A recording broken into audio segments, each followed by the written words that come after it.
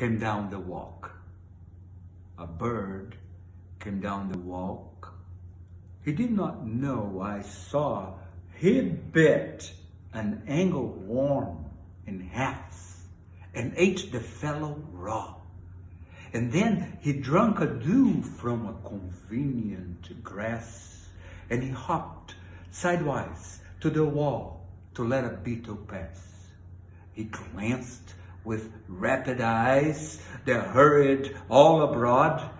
They looked like frightened beads, I thought.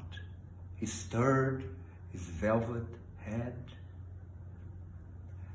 like one in danger, cautious.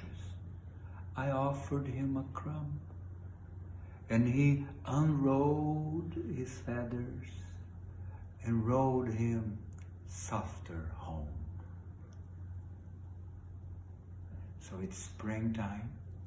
Next time you have a chance to be outside, please take a note of what's happening around you in nature and write down your observations.